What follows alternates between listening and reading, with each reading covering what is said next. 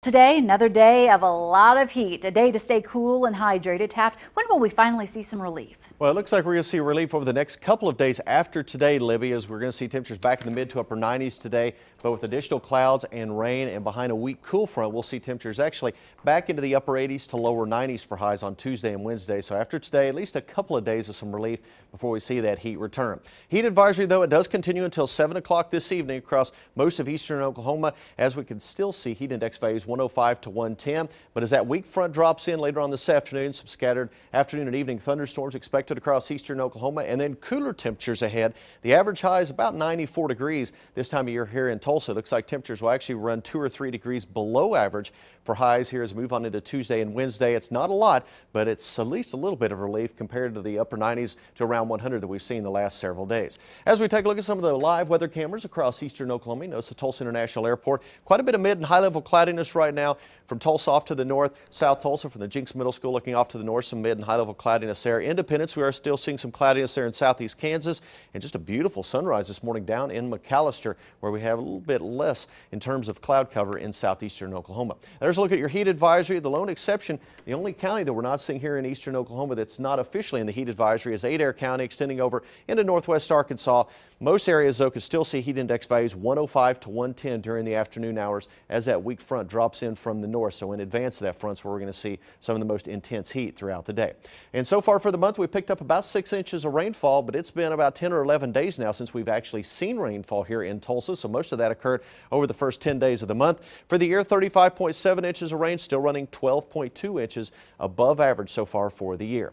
We're quiet in eastern Oklahoma this morning in terms of rainfall, but up to the north, another morning of showers and thunderstorms rolling across Kansas and Missouri. Kansas City, more thunderstorms this morning.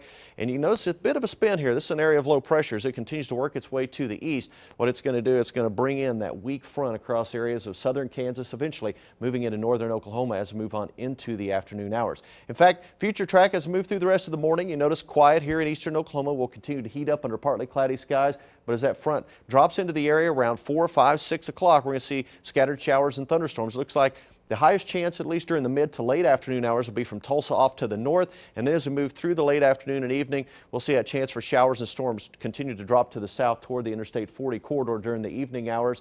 And then we'll see this front hang out across eastern Oklahoma for the next couple of days. So on Tuesday, scattered showers and thunderstorms. Wednesday, scattered showers and storms as the front lifts back to the north. And then we're going to heat things back up for the end of the week.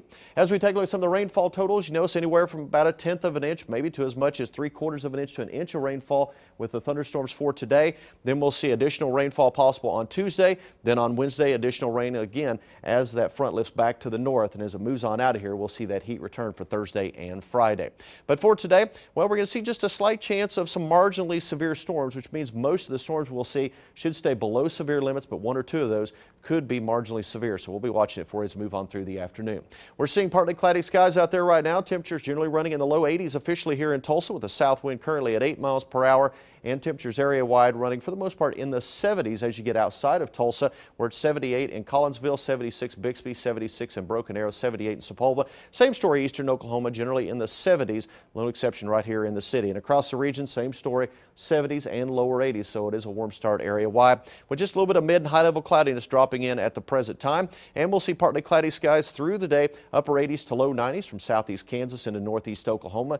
That afternoon rain and thunderstorm possibility through the evening hours, with highs in the mid to upper 90s along I-40. Southeast Oklahoma, same story, highs mid to upper 90s, and the best chance of storms moving in during the evening. 40% chance of afternoon and evening storms here in Tulsa, 50% Tuesday and Wednesday. Cooler temperatures Tuesday and Wednesday, then heating back up for the weekend, highs back in the upper 90s. Thank you, Taft. We have